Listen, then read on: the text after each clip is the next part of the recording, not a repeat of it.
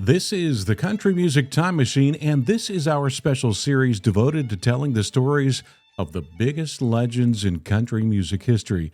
This is your Time Machine Captain, Kevin, and right now we feature the very first man given the title King of Country Music, Roy Acuff.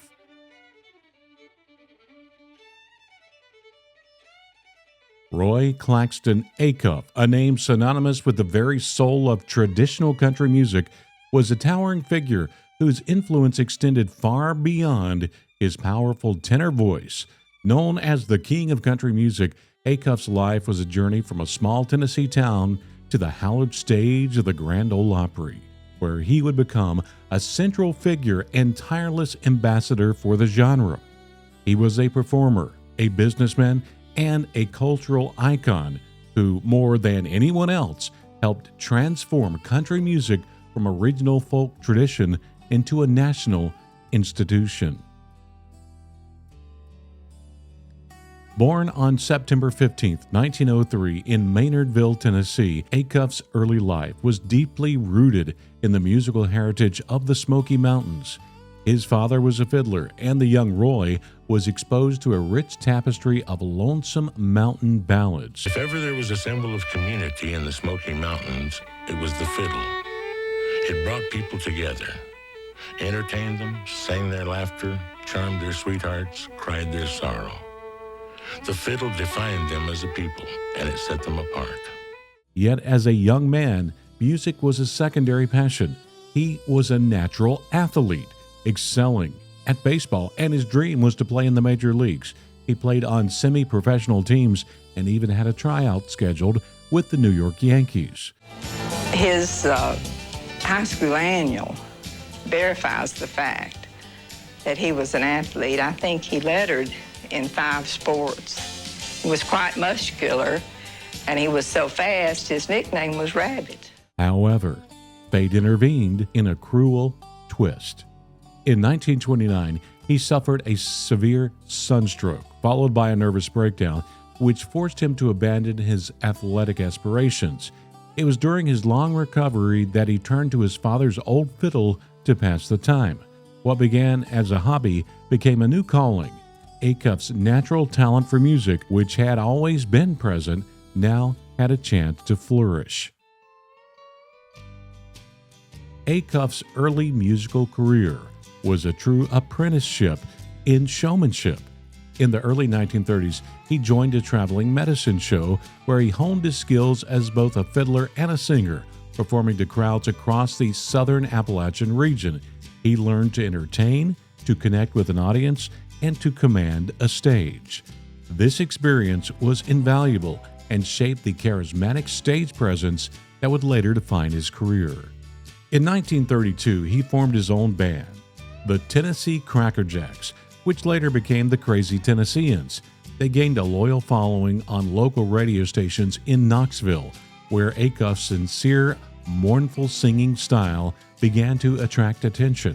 In 1936, he recorded several songs for the American Record Company, including his 2 earliest and most enduring hits, The Great Speckled Bird and The Wabash Cannonball. The Great Speckled Bird, a sacred song, was an immediate sensation and opened the door to an audition for the Grand Ole Opry. On February 5, 1938, Acuff and his band, now renamed the Smoky Mountain Boys, made their audition on the Opry. The audience's enthusiastic male response secured them a regular spot, and within a few years, Acuff was a national star. His performances helped transform the Opry from a show predominantly focused on instrumental string bands into a star singer-based format, a change that was crucial to country music's future. While his fame as a performer grew, Acuff also proved to be a shrewd and visionary businessman. He had been successfully selling songbooks of his music, and this experience led him to see a major gap in the industry. In 1942, with songwriter Fred Rose, he founded Acuff Rose Music, the first publishing company dedicated exclusively to country music. This venture was a game changer. Acuff Rose became a cornerstone of Nashville's music industry. signing legendary songwriters and artists like Hank Williams, the Everly Brothers, and Roy Orbison. The company's success solidified Nashville's reputation as Music City, USA, and gave songwriters a legitimate professional means of earning a living. Acuff's business ventures were not limited to music publishing. In 1948, he made an unsuccessful but surprisingly strong bid for governorship of Tennessee as a Republican, demonstrating his widespread popularity and influence beyond the entertainment world. He also opened a resort, Dunbar Cave, where he performed regularly, further cementing his status as a key figure in the regional entertainment scene.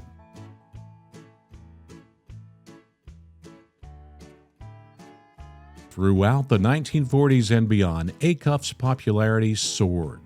During World War II, he was popular among American soldiers, and it was famously rumored that Japanese soldiers would taunt American troops with the phrase, "To hell with Roy Acuff." His music, with its themes of faith, loss, and the simple pleasures of rural life, resonated deeply with a nation in turmoil. Even as country music evolved with the rise of honky-tonk and later the smoother Nashville sound, Acuff remained a steadfast traditionalist. He never, ever abandoned his roots, continuing to perform with his fiddle and the Smoky Mountain Boys in a style that harked back to the old-time mountain music of his youth.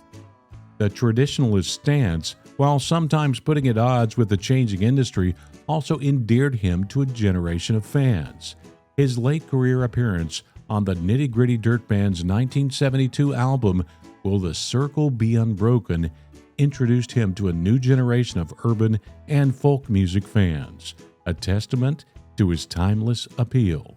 Roy Acuff was a fixture at the Grand Ole Opry for over 4 decades, becoming its elder statesman and revered host. One of the highlights of his career was the opening of the new Opry House in 1974, where he famously performed with President Richard Nixon on stage. You know, I never dreamed that a night like this would ever come to Roy Acuff. From our new home here in Opryland, USA, ladies and gentlemen, the President of the United States, Richard Nixon. Well, thank you very much, Roy Acuff, and to all of our distinguished guests, the governors, the senators, the congressmen, and everybody, of course, in this audience is distinguished on this first nighter for the opening of the Grand Ole Opry in its new home.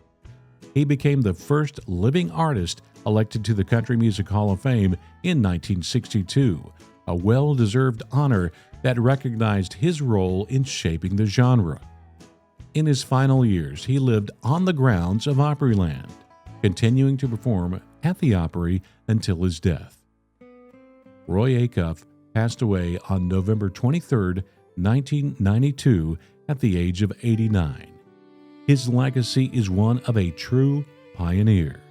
He was not just a singer, he was an innovator who professionalized the business of country music and a powerful cultural force who championed its traditional sound. As the king of country music, he held court at the Grand Ole Opry, a beloved ambassador whose high and lonesome voice will forever echo through the history of American music.